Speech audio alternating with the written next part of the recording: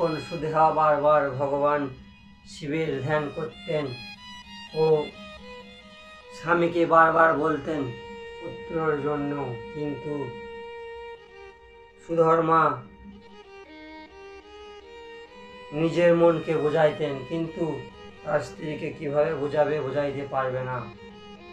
তার জন্য তিনি কিছু করণীয় কাজও করেছিলেন যাতে তার স্ত্রী বুঝে। কিন্তু ঠিক মতো যদি কাজ করা হয়, ভগবান শিবকে যদি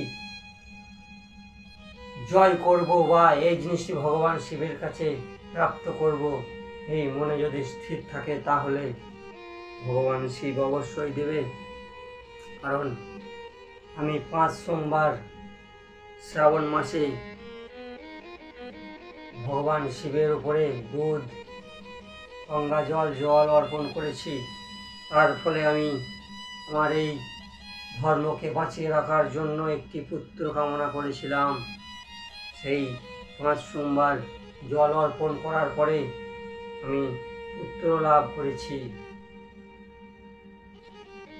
আমার যে পুত্র হবে, তা আমি যেদিন পুত্র জন্ম নেবে আমার, সেদিন আমি আমার স্ত্রীকে বলেছি যে আমার পুত্র হবে, কারণ ভগবান শিব আমাকে আমার পুত্রকে দেবে।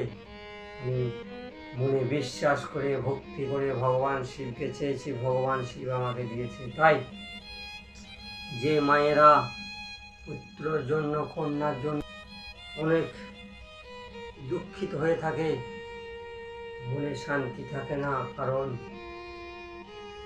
মা বাবা যেমন এই পৃথিবীতে থাকলে সব আলোকিত হয়ে থাকে, তেমনই মা বাবার সন্তান থাকলে মা বাবার কাছে এই পৃথিবীর সব কিছু শ্রেষ্ঠ সন্তান।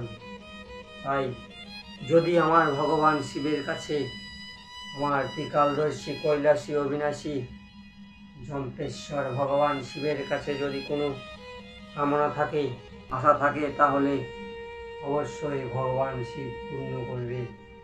যদি কোনো মায়েরা সন্তান কামনায় থাকেন, তাহলে ভগবান শিবের পূজা করুন। কিভাবে করবেন? 1 লক্ষ ধুতরা ফুল দিয়ে ভগবান শিবের পূজা করুন। ভগবান শিব আপনাকে পুত্র প্রদান করবে।